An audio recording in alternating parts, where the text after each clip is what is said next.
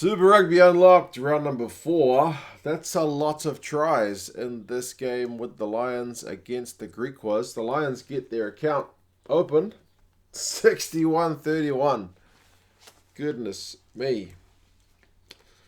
I crawled out of bed just around 6 in the morning over here in New Zealand to tune into this one.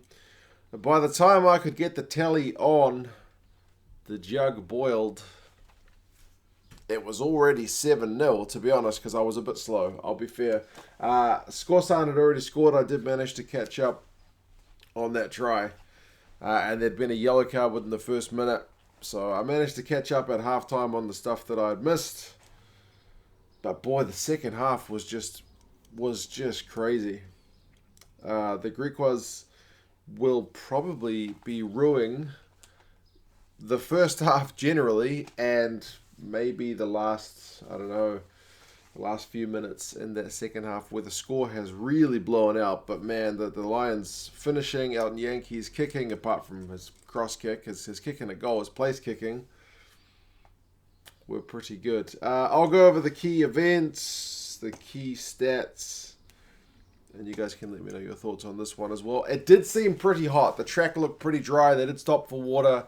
It is, coming into summer, and I would imagine Joburg right now is a pretty hot place to be because, the guys look pretty knackered at times. Like Elton Yankees at one point was just sweating buckets. Like it just seemed, because, they love doing a full close-up on the fly halves. So, yeah, man, it seemed pretty warm, pretty tiring weather. Willemse for the Griquas got a yellow card early. He tackled Vandenberg after he'd taken a quick tap, and he hadn't gone back 10 meters before tackling him. Didn't even go back like maybe 2 meters. So, yellow card early. And to be fair, the Griquas did have a couple of chances on attack during that phase. But the first try goes to the Lions. Some magic hands. It was Scorsan's try, but it was Similani and Lombard in the build-up to it. And all from a tight head at scrum time, where I think the Griquas had an option to kick or scrum, and they scrummed it. So, yeah, that didn't pay off. It's 7-0 early to the Lions. The yellow card period finishes 7-0 in the Lions' favour. Dan Creel gets the second one on 15 minutes. From memory, that one, because that one, as I was making my breakfast, Similani just drew a couple of tackles and was able to put Creel through. So 14 points to 0. Zach Berger, before that, the Griquas on 23 minutes did manage to kick a penalty to make it 14-3. At least they're on the board. Zach Berger has a line break, but the Griquas in that first half really just aren't able to convert on any chances they've got. 29 minutes, Scorsan goes over for a try. Again, it's turnover ball, which is unfortunate. The first one, there's a tight head at scrum time. This one for Scorsan, Visaki, I think it is, puts in a big tackle. The ball goes loose.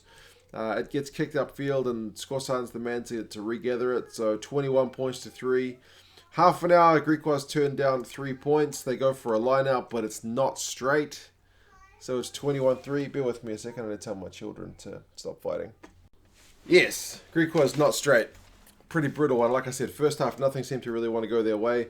And then right before halftime, it got worse. Again, Similana drawing defenders. Again, it's from turnover ball. And puts the pass on to Pinar, who scores. It was a great offload, to be fair. Like the chicken wing style. Hell of a first half from the Lions. 28-3 on turnover ball. They were absolutely lethal. And as I said, the Griquas had no luck. But, man, 28-3. Run meters were 232 to 174. So it's not like the Griquas weren't in it. Clean break 6-2. Penalties conceded, though 9 by the Griquas, only 4 by the Lions in that first half. Second half, the Griquas are able to kind of go try for try. These guys just exchange tries for what seemed like an ages, and mauls as well. Pelser gets a try for the Lions on their maul, which is like 5 meters out. It's a short throw. 35-3 is the score. Berger gets the first try for the Griquas. It's not a maul. It's like 12 phases of decent attacking play. And he throws a really nice dummy. Goodness me, the kids are just at each other's throats this morning. 35 points to 10. I better go see what's going on.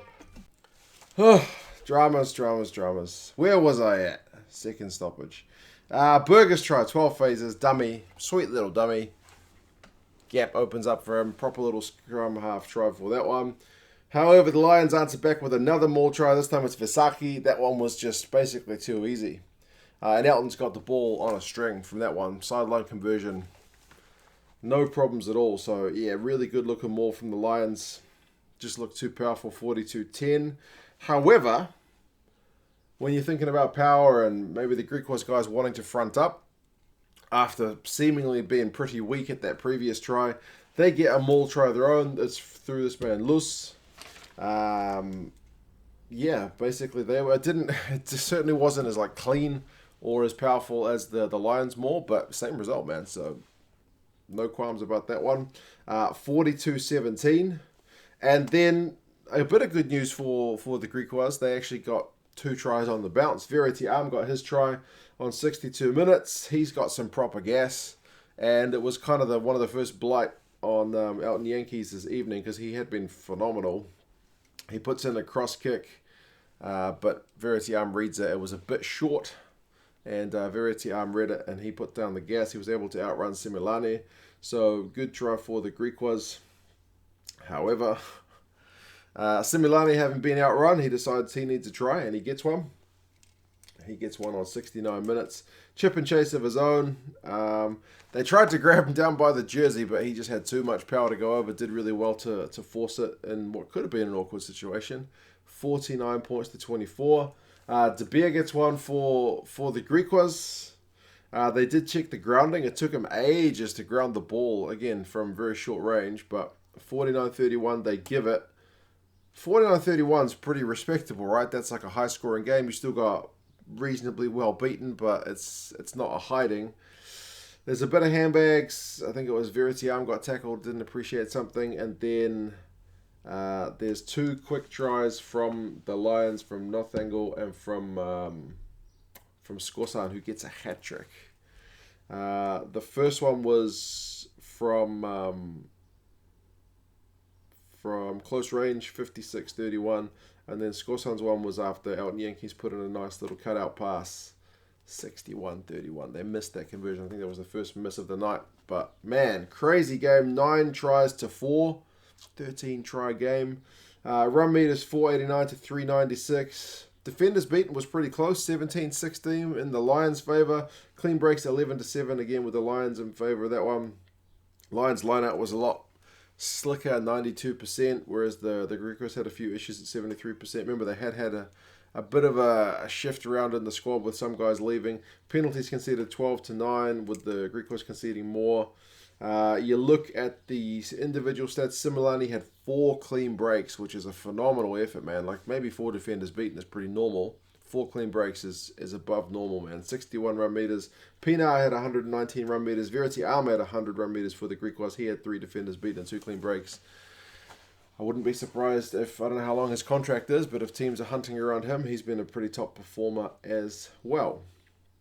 But yeah. The Lions have got the Bulls at home next week, and the Griquas have got the Stormers. So you would think defensively both sides would like to tighten things up a bit, but they certainly had no problems scoring tries. Yeah. Lions maybe a little bit concerned how they conceded a few tries in that second half after keeping things tight in that first.